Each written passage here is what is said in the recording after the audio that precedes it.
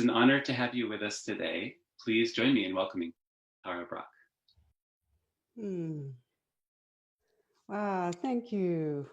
Thank you, Jacob, and welcome, friends. I'm really glad you're here. I'm glad you're part of this.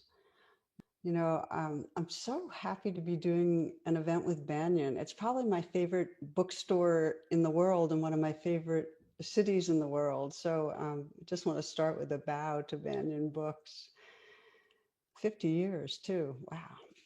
So I'm here, I'm on the East Coast of the United States and Cape Cod in Massachusetts, where my internet is kind of wonky. So I want to warn you that I think you'll continue to hear decent audio. You might get a few freezes, and there we are. That's life.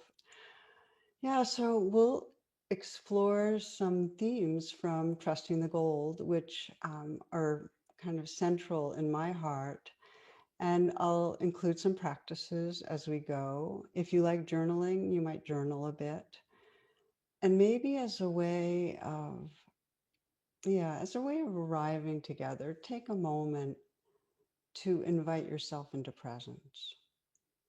It can really make a difference. If you like to close your eyes or let your gaze be downcast and take a few full breaths.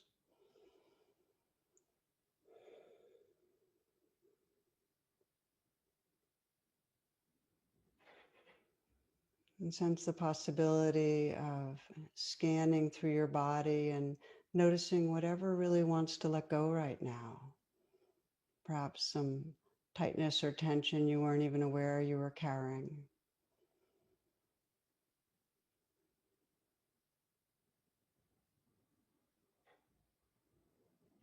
Just relaxing through the body, relax your heart. Just feel the aliveness that's here. Let your senses be awake. Sounds, sensations, this movement of the breath, this life breath.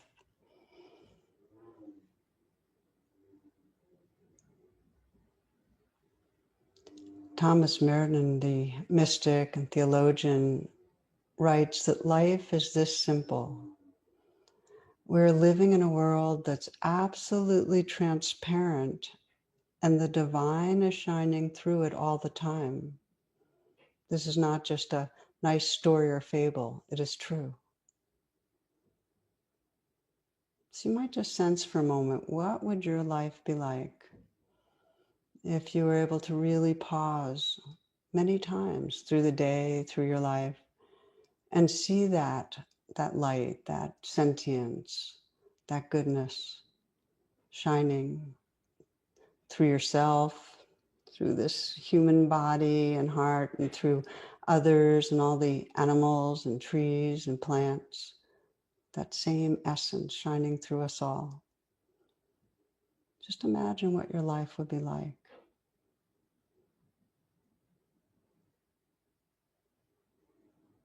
It's really the possibility of honoring. Namaste. I bow to the sacred wherever we look.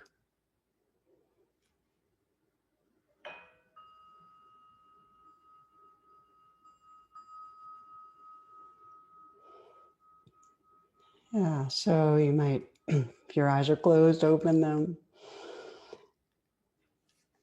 Namaste, that word, I see the sacred light within you, within me, within all beings. It's really the spirit of the book, Trusting the Gold. So I thought I'd start right there.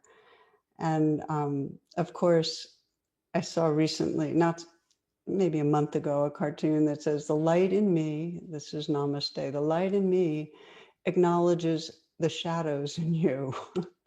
So this is going to be part of what we explore, which is the challenges to seeing the gold. And I want to let you know that I hadn't intended to write another book. Radical Compassion actually just came out last year, but my team here had been collecting quotes and anecdotes and so on that people asked for that were popular. And we had an idea of putting a collection together, and somehow that collection turned into not just a book, but a book that was illustrated by Vicky Alvarez in a way that's just so beautiful that I like giving it away as much as I can. It really is a giveaway book, gift book. And the essence or the theme that was so compelling to me in this book that came forward was really seeing the intrinsic value in ourselves and each other and all of life. And it's become increasingly compelling because of how our society is unfolding. I mean, we all are witnessing the incredibly dangerous levels of mistrust and the violence that comes from it. Certainly feeling it here in the United States quite strongly. I also wanted to say to you that the title of the book, Trusting the Gold, has actually become a kind of mantra for me.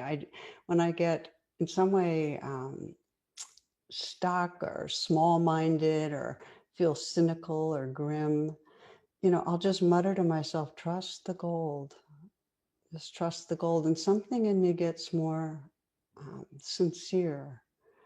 And then all of a sudden I'm really sensing, oh yeah, there is a light and a open-heartedness behind all the clouds of this grimness. So I'm getting ahead of myself a little, but it's a powerful pathway to have that intention. And the organizing story of the book, the one that it's captured my attention all through the years. And if you've um, followed my podcast or whatever, it's a chance to reflect on it again right now because the image serves so well. And that's that story of this enormous clay Buddha statue in Thailand that, just attracted people for hundreds of years, just became very popular, but was not very attractive. And then during a drought in the 1950s, a crack appeared and the monks shined flashlights into the crack and found that underneath what turned out to be just a covering was the largest solid gold statue in Southeast Asia. And what's interesting to me about this is the monks believe that this work of art had been covered over to get it through very difficult times, armies and destructiveness where it might have been either stolen or destroyed. And that's in the same way that we cover over our innate purity. We have our ego protective coverings to get through hard times. And the suffering that we experience, and this is really how the Buddha put it, is because we forget our true nature, the gold, the awareness, the love, and we get identified in a smaller place. We each day live in very limiting stories about who we are and what's possible and who other people are. In other words, we live in the coverings, the egoic coverings. There's nothing wrong with the ego. It's just that it does not express the depth and dimension of who we are, but it can take over. So I love this story because it's a beautiful image of we have coverings, that's fine, but we really need to remember who we are, remember the gold. But here's the thing. Suffering wouldn't be suffering. We wouldn't get stuck unless it was very strong conditioning to think something's wrong with us and that we're just a limited ego self. Really strong conditioning. And for years, that's been a main theme that I've explored. Radical acceptance came out of what I felt was the trance of unworthiness and how pervasive it is. That so many of us through our day have an underlying sense that we're not enough, that we should be doing more, we should be different, we should be better. So in contrast to the Golden Buddha story, we are actually much more impacted by the creation story of the West, that we got kicked out of the garden because something was wrong, that we're inherently flawed versus intrinsic goodness. There's a story I've always loved of this new monk arrives at the monastery And he's assigned to help all the other monks in copying the old canons and laws by hand. But he notices that the monks are copying from copies and not from the original manuscript. So the new monk goes to the abbot to question that. And the abbot says, you're right. There could be an error that's continued through time. And he said, we've been doing this for centuries, but you're making a good point. I'll go down and check the original manuscript. So he goes into these vaults deep under the monastery to look in this locked vault that hasn't been opened for hundreds of years. And hours go by and nobody sees the abbot. So finally the young monk goes down into the vault, into the deep, deep, cellar where the vault is, and sees the old abbot banging his head against the wall and just crying uncontrollably. So he asks him, Father, what's wrong? In a choking voice, the abbot replies, the word is celebrate. So we make some assumption that we're flawed and we are in the red and we have to make up for it, rather than the deep knowing, the intuitive knowing of our goodness. And this is really very deep in many contemporary cultures. And it feeling like there's something wrong with us deprives us of intimacy with other people, with ourselves, of course. And I've shared a lot personally about the harsh inner critic, the sense, just realizing this was in my maybe late teens, early 20s, how I hated my body and I judged myself for falling short in relationships. And I was always striving to improve. And, I remember when I wrote Radical Acceptance, I went on a book tour, not this lovely kind of virtual book tour where I'm actually staying in the same place, but I remember being in Boulder, Colorado, and they had a poster up on me talking about the book. And it had a big picture of me. And at the bottom, the caption read, something is wrong with me. So, I was really trying to get across how much we live with that. And to share with you, this is like about 5 decades ago that I first, really saw the trance of unworthiness, that to this day I see in myself and most others I meet that have been on the path a long time, and this is kind of the bad news side of it, is that tendency to in some way be at war with ourselves, judge ourselves, not feel enough. That tendency is really strong and still appears. I can still catch thoughts and feelings of falling short, not enough. So there's this regular forgetting of the gold. But here's the good news side of it, which is there's not so much lag time that, recognizing, oh, caught in that story and remembering a larger truth and trusting that truth. So I think what this book, Trusting the Gold, really is communicating, it is really possible for you to shift from believing a limiting story about who you are to trusting that there's a purity and a goodness of heart and a luminosity of awareness that's your nature and that can be woken up. And it's really a shift to freedom, to real happiness. And even more, as we make that shift, we can help each other reduce the lag time, Okay, this is from the poet Tukaram. He says, I could not lie anymore. I started to call my dog God. First he looked confused. Then he started smiling. Then he even danced. I kept at it. Now he doesn't even bite. I'm wondering if this might work on people.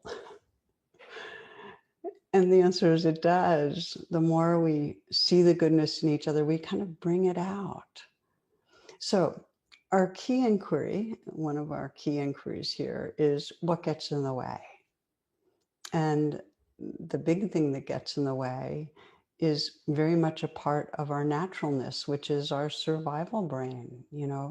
Each of us emerges or incarnates, and there's an experience of separateness. There's a fear and a vigilance, and this is for us and for, you know, a snail, and it's for a frog, and it's for a dog. There is a perception of separation and a need to protect one's existence.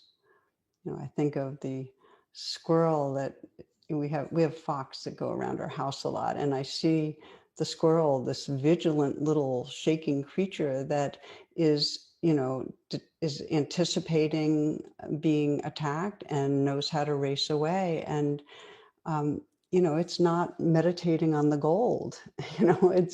It's basically fixating its attentions on danger. And you might wonder, well, isn't that kind of mistrust necessary? And it is. Trusting the goal doesn't mean we look away from danger, ways we harm ourselves, ways we harm others. It's not a Pollyanna thing. We still have to navigate a dangerous world. We can't trust. We can't trust our egos. We can't trust that we'll, stick with our exercise plan, or that we won't lose our temper, or that others won't hurt us. We can't trust that. So we're not trusting the coverings to be wise and loving. What we're trusting is the innate potential within ourselves and each other and all beings that is rooted in goodness, the potential to keep growing in our awareness and our capacity for loving. We're trusting in that because that wakes it up. So I guess what I'm wanting to communicate is that trusting the gold means we still have to take care of ourselves. We have to have wise discrimination and boundaries. And we can do that and still have an open heart that sees a deeper way, the truth. That's the mature, wise trust. Joan Halifax, Roshi Joan Halifax, wonderful Buddhist teacher, has a description of having a strong back and a soft front. So your strong back is that, clear-minded, lucid sense of where you need to draw boundaries and what is wise action. And the soft front is still having that open-hearted presence, the heart wisdom that can see goodness even through the coverings. Now, trusting the gold is increasingly challenging depending on how wounded we were in our relationships with our caretakers, because the more wounding, the more the survival brain gets activated with mistrust, right?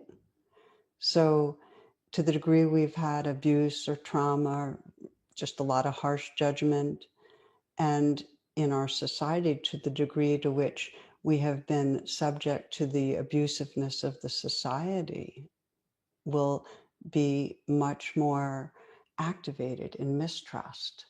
And you can see that the most toxic fuel for distrust is a society like most of ours that is hierarchical, has a dominance hierarchy. And by that, I mean like a real racial caste system, a class caste system, systems that oppress Indigenous people, Black, those of color, other non-dominant, that oppress other non-dominant populations, LGBTQ plus. In these hierarchical societies, they just plant the seeds of mistrust every day. They fuel them because it's not safe. So I'm giving a kind of an overview of how the diseases of our society, which of course run through our caregivers, end up fostering mistrust. So there have to be practices that can help us heal and help us to remember and see the gold. And it's desperately needed in these times. Mistrust is so high. We're such a polarized world right now that this really feels like our work. This capacity to be wise and discriminating and also be able to bow and say namaste and remember the goodness and bring that forward. I'm thinking that some of you may be familiar with one of these most famous of Einstein's phrases. He says, I think the most important question facing humanity is the universe a friendly place? This is the first and most basic question all people must answer for themselves. So Einstein believed in a fundamental benevolence, that there's in this universe, in this life, inside each of us, inside all sentient beings, there is some basic goodness. And you might sense for yourself that even with all the ignorance and cruelty in the world, do you feel that? And for many people, it doesn't feel that way. I remember my mother, who lived with us till the end of her life, the last 6 years, would come to my Wednesday class, and I'd periodically give a talk that included this whole theme of basic goodness. And she was a philosophy major at Barnard, and she loved to take issue with me. And I remember one drive home when she said, well, what makes goodness more basic than badness or evil? And she said, what about, is there any goodness in racism or in capital punishment or humans destroying the earth? And so you might wonder the same. And we tussled a bit. But I agreed. There's no conceptual proof of something being more fundamental than something else. So all I could really say is in my inner experience, in my direct experience, when I get quiet, when the waves settle, there is a sense of awareness and love that feels like homecoming. And it doesn't mean waves don't get stirred up, but it's like I can sense the ocean. I can sense that basic goodness. And I figure, and this is just how it works for me, that if it feels so intrinsic to me, I belong to this earth. I belong to this world. It's got to be intrinsic everywhere because I'm not different. It's down deep, just like the sun's always shining, the clouds can cover it, and there can be a really thick cloud bank. So there's very little remembering, but the sun's still shining. And what I realized for myself is even when I'm down on myself and disconnected from that loving awareness, it's kind of a choice or intention to live as if loving awareness is our deepest essence, and it brings out more love. So I'm kind of pragmatic about it. But either way, I think we all can sense that deepening our capacity to see goodness, to see the love and the light in each other, has to be healing. So I want to name the two pathways that help to cultivate it, and we'll do very brief practices, that can help us to get a taste of each. And the first pathway is the pathway of starting right where you are, with the distrust, with the clouds, with the conditioning, bringing mindfulness and compassion to that. And the second pathway is actually directly looking for the gold, looking to see the goodness in ourselves and each other. And often when I teach the first pathway, the pathway of presence and compassionate presence, I do it with the acronym RAIN: recognize, allow, investigate, and nurture. And my last book on radical compassion is a guidebook to RAIN. So if you want to go deeper into RAIN, that's the book. Those words, recognize and allow, that brings mindfulness to what's here. and investigate deepens the mindfulness. Nurture brings on compassion. And having the steps right there when you are caught in mistrust, when you're at war with yourself, when you're at war with others, taking those 4 steps of mindfulness and compassion can help to reveal the gold again.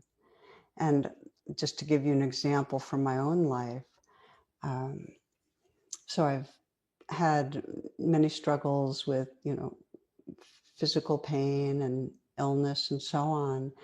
But at one period, it was particularly, I really spiraled down.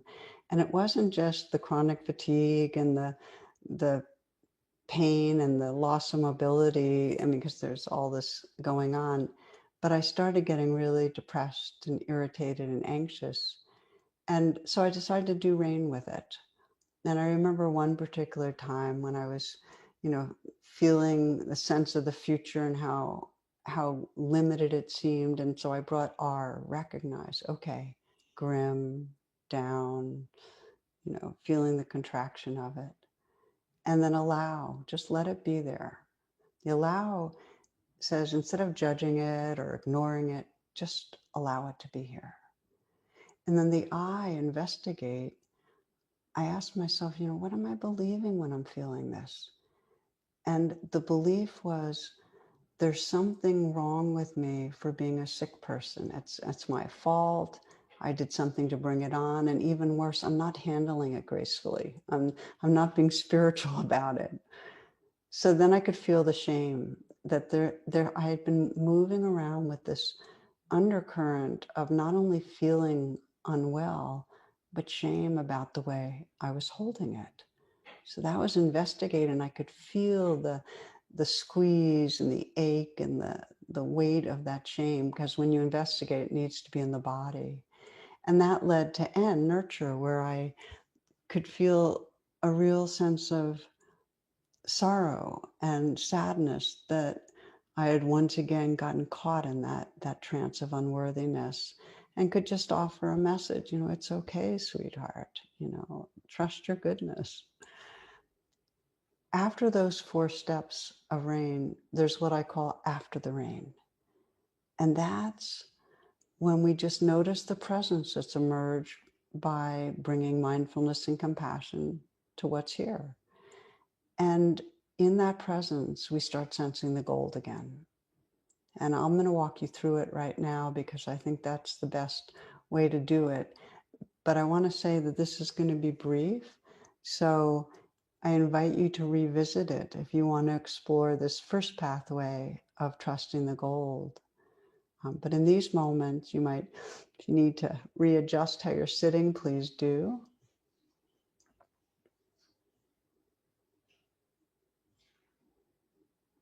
Let your attention go inward. Again, take a nice full breath. Let the breath help to collect you.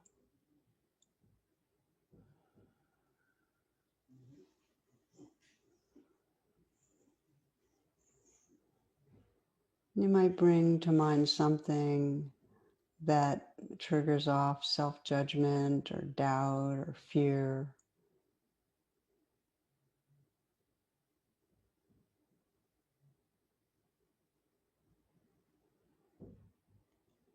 It might be a situation with another person or something to do with work.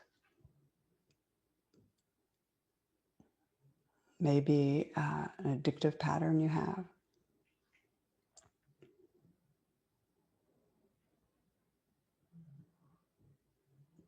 So this is where a situation where you're not trusting yourself, you're kind of in your coverings, and forgetting really the larger picture, where you turn on yourself. And the R of rain is to recognize the situation and just recognize what's going on. What's the feelings that are strongest? And you might mentally whisper them, or you can even whisper them out loud. Anger, judgment, fear, shame.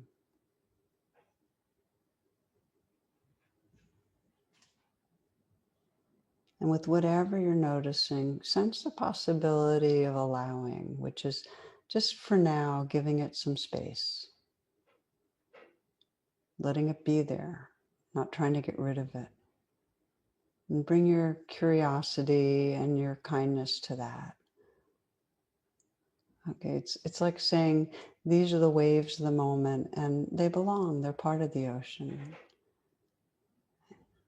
You can't return to the ocean if you're fighting the waves. So just allowing those feelings. The I investigate, you might ask yourself, as I did, well, what are you really believing when you're feeling this? Are you believing you're failing, that you're unworthy, that you're not lovable, that you'll never succeed in ways that matter to you?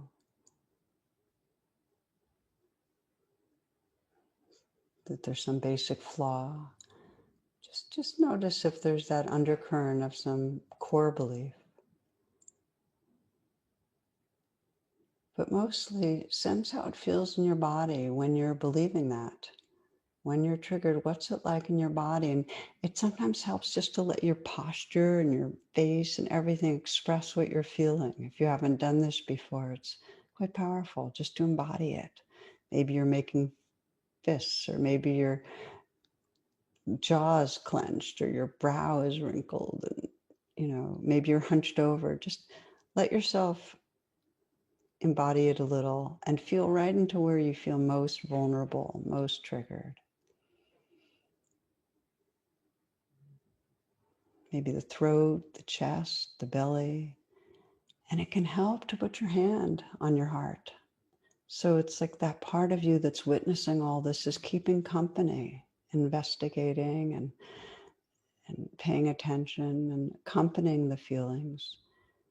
You might even breathe into where you feel most agitation or fear or hurt.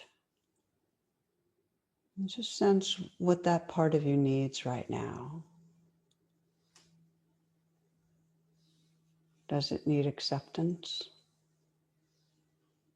forgiveness, love, understanding? Sometimes if it's fear, you can say, thank you for trying to protect me, but I'm really okay. Or it could be, as I did, just trust your goodness, trust the gold. Or maybe there's this compassion in you that's saying, I'm here, I'm not leaving. It's okay. So you can send yourself a message and let it be perhaps words, but also energy that's kind. So you're kind of bathing that vulnerable place with kindness.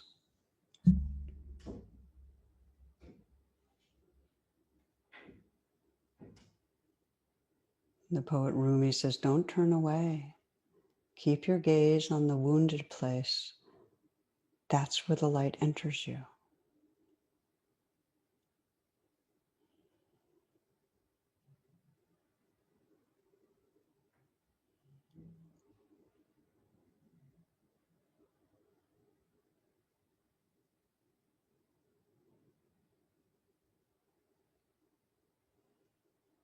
So there's in some way a nurturing, a holding of the wounded place, and then just open the attention a little more and sense the presence that's emerged. What shifted? Perhaps from that identification with a small, unworthy self to more of this space of kind presence.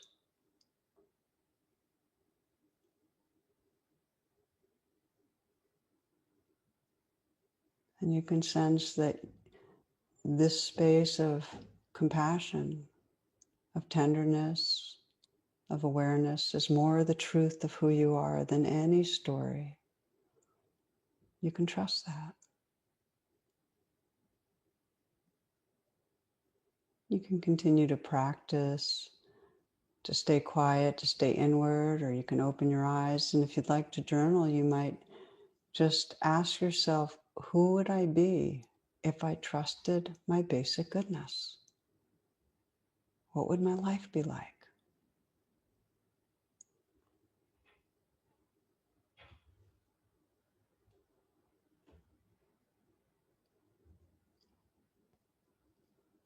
And as you continue to reflect, I want to name the second of the pathways, which is intentionally looking towards the gold. Anthony de Mello says it's a sobering thought that the finest act of love you can perform is not an act of service, but an act of seeing. When you serve people, you help, support, comfort, and alleviate pain. When you see them in their inner beauty and goodness, you transform and create. And we're going to move into the second practice because learning to see the goodness, remembering the goodness directly, is transformational. And we have a negativity bias where it's not our habit to look towards goodness. We tend to look towards what's wrong. So this undoes that bias. And we do it through the loving kindness practices. Some of you know of the metta practices and in gratitude practices. This helps to wake us up to the presence of the gold that we often miss. So still meditating, just feel yourself right here with this breathing body. Again, let the attention be inward. You might bring a smile to the lips and let your eyes smile.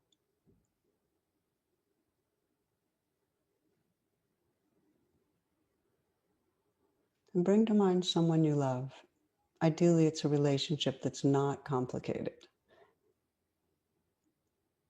It could be a dog, could be someone you don't know well, but that is deeply important to you, or someone very close in. But whoever it is, bring them close into your awareness.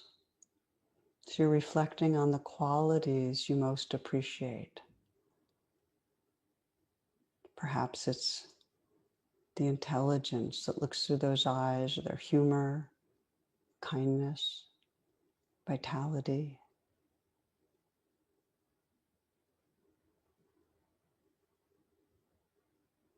Picture this being when they're feeling love for you.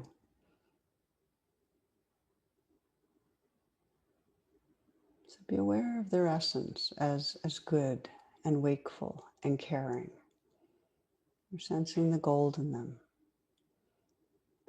And then just whisper their name and the words thank you. And then again, thank you. And notice how your appreciation actually grows when you express it, when you honor them that way. And just feel your good wishes for them.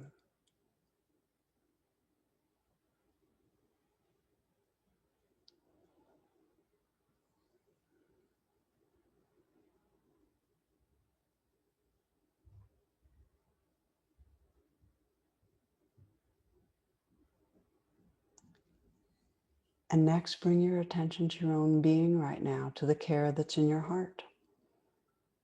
And let that remind you of your own goodness, of the purity of heart, this caring for another, and other qualities that you do appreciate about yourself.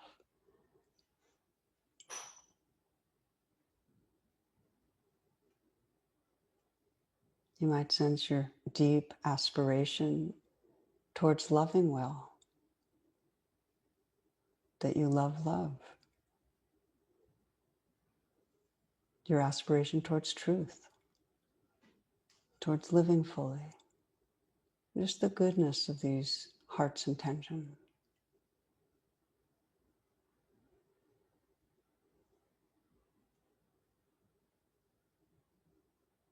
And if it's difficult at all to connect with your own goodness, which often happens, you might bring someone to mind who you trust loves you. Could be the person or the animal you were just thinking of, and look through their eyes, or through your future self's eyes, the who you're evolving to be at your current self, and just see who's there under the covering, under the surface conditioning.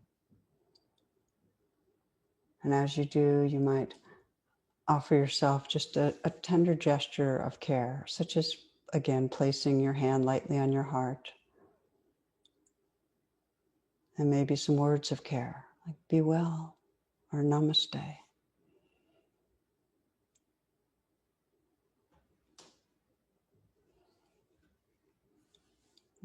And then let the feelings of the basic goodness that's here fill your body and your mind. Just give permission for that awareness and tenderness to fill you.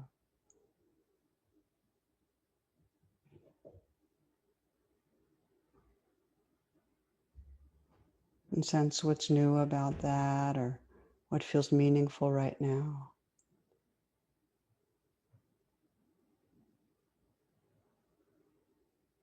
Just let the light and goodness really saturate you, like water in a sponge, just tracking what's enjoyable.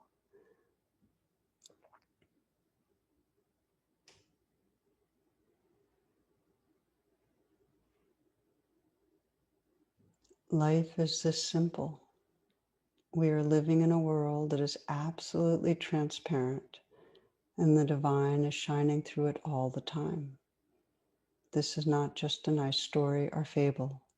It is true. Just take a moment to widen the field and let others spontaneously come to mind, others in your life, and just sense how sacredness, goodness shines through them.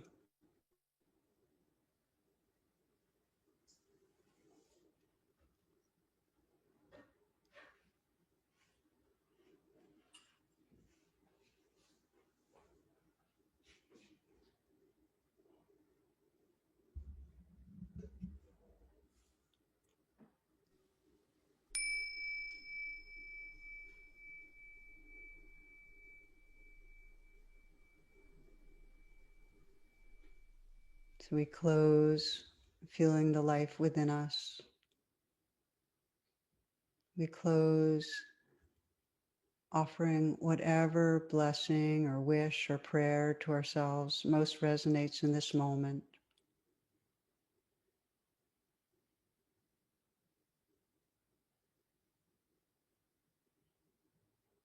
We pause and imagine a world where we can recognize the light in each other. Namaste. We can recognize the sacredness. And we imagine and sense the possibility of that world and how it would give way to justice and peace and a loving that really lights up the universe.